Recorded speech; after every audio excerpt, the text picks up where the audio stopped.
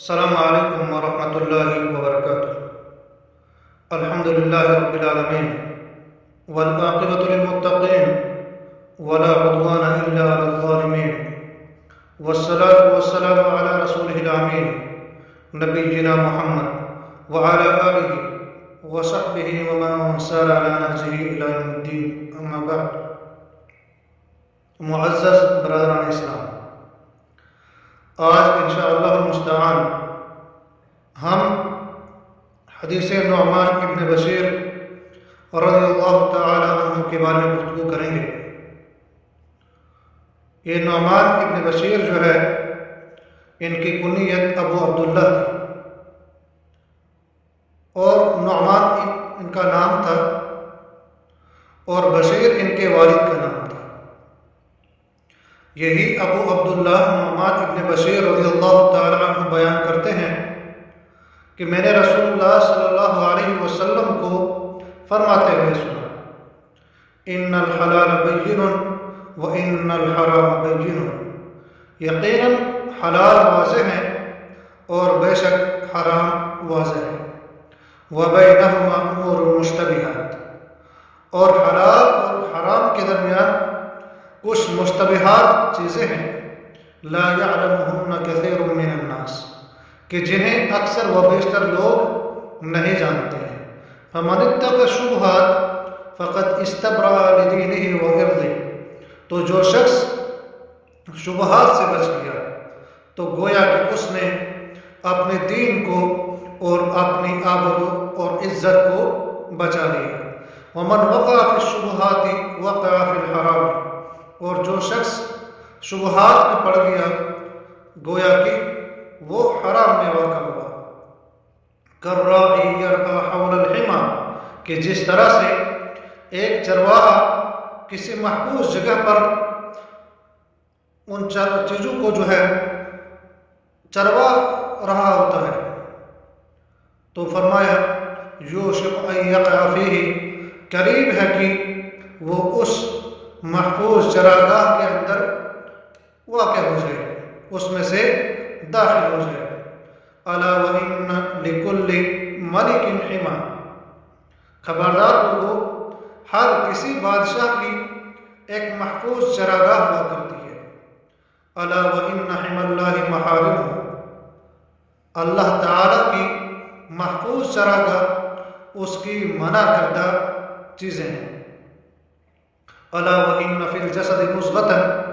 خبردار لوگو، آگاہ ہو جاؤ کہ انسان کے جسم میں گوشت کا ایک ٹکڑا ہے، اذا صلحت صلح الجسد کلہ، جب وہ جسم کا وہ گوشت کا ٹکڑا صحیح سالم رہے تو پورا جسم جو ہے وہ سالم رہتا ہے۔ وَإِذَا فَسَدَتْ فَسَدَ الْجَسَدُ كُلُّهُ، اور جب وہی گوشت کا ٹکڑا فساد زدہ ہو جائے، فساد کا شکار ہو جائے، تو پورا جسم جو ہے وہ فساد زدہ ہو جاتا ہے۔ الا وہی القلب، خبردار ہو جاؤ لوگو، وہ دل ہے۔ اس حدیث کو امام بخاری اور امام مسلم رحمۃ اللہ علیہ نے اپنی صحیح کے اندر نقل فرمایا ہے۔ اب اس حدیث کے اندر بہت سارے نکات بیان کیے گئے ہیں۔ سب سے پہلی چیز جو رسول اللہ صلی اللہ علیہ وسلم نے فرمایا کہ حلال واضح ہے اور حرام واضح ہے، تو یہ کسی سے مخفی نہیں ہے، ہر کسی کے سامنے یہ واضح اور عیاں ہے، کسی سے بھی یہ پوشیدہ نہیں ہے۔ لہذا جہاں حرام سے مکمل دوری اختیار کرنے کے لیے ایک مسلمان کو کہا گیا ہے، وہاں ہی ایک انسان کو چاہے، ایک مسلمان کو چاہے کہ حلال سے لطف اندوز ہونے کے لیے اسے کوئی رکاوٹ نہیں، بلکہ وہ اسے حلال چیزوں سے لطف اندوز ہو سکتا ہے۔ اور کسی انسان کے لیے یہ جائز اور درست نہیں ہے کہ وہ اللہ تعالیٰ کی حلال کردہ کسی چیز کو حرام ٹھہرائے، کیونکہ اللہ تعالیٰ نے قرآن مقدس کے اندر سورۃ النحل آیت نمبر 116 کے اندر ارشاد فرمایا، وَلَا تَقُولُوا لِمَا تَصِفُ أَلْسِنَتُكُمُ الْكَذِبَ هَذَا حَلَالٌ وَهَذَا حَرَامٌ لِتَفْتَرُوا عَلَى اللَّهِ الْكَذِبَ،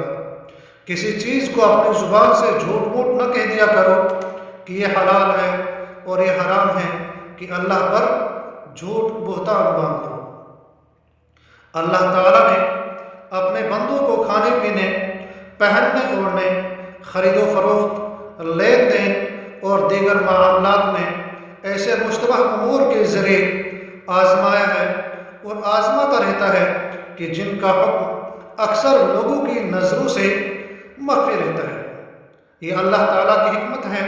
تاکہ اللہ تعالیٰ ایک سچے اور ایک خواہش پرست انسان میں تمیز کر سکے۔ اور اس حدیث میں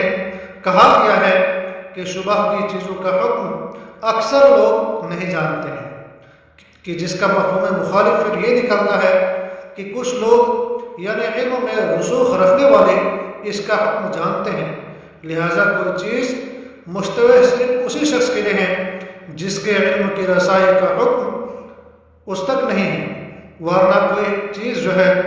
در حقیقت مشتبہ نہیں ہوتی۔ ایک مسلمان ہمیشہ اپنی عزت اور اپنی آبرو اور نیک نامی کی حفاظت میں دن رات مصروف ہوتا ہے اور اپنی عزت اور آبرو کو داغدار کرنے والی تمام چیزوں سے پرہیز کرتا رہتا ہے۔ اسی بنا پر ایسی چیزوں سے بھی وہ بچتا ہے جن کے حلال یا حرام ہونے میں کوئی شبہ باقی رہتا ہے، تاکہ دین میں کسی قسم کی کوتاہی سے اور اسی طرح سے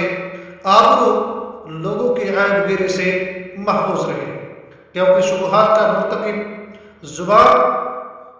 جو لوگوں کی زبانیں ہیں ان سے محفوظ نہیں رہ سکتا، اور اگر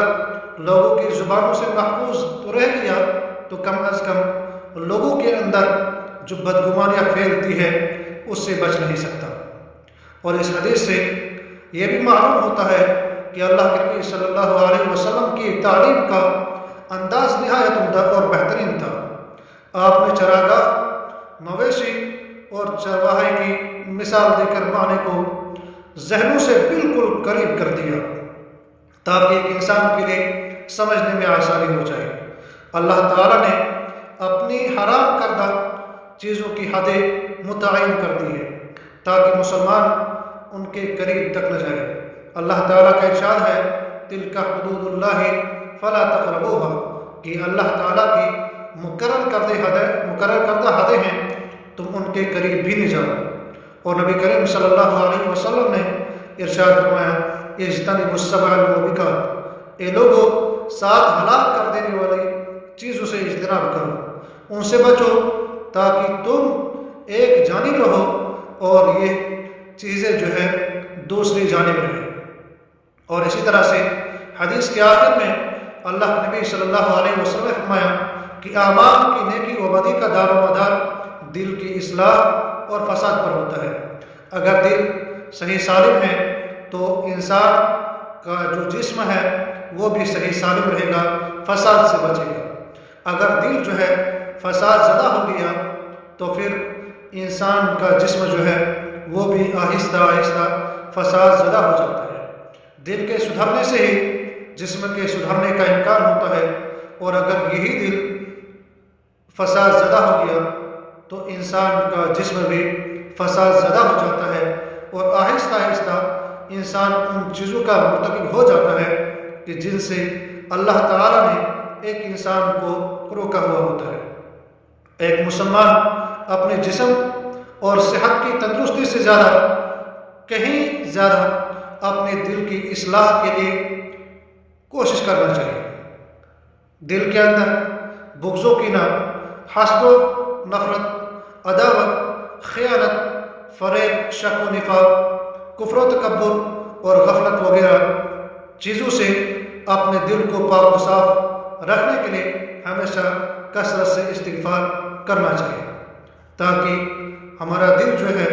وہ صحیح سالم رہے، اور ہمارے دل کے صحیح سالم ہونے کی وجہ سے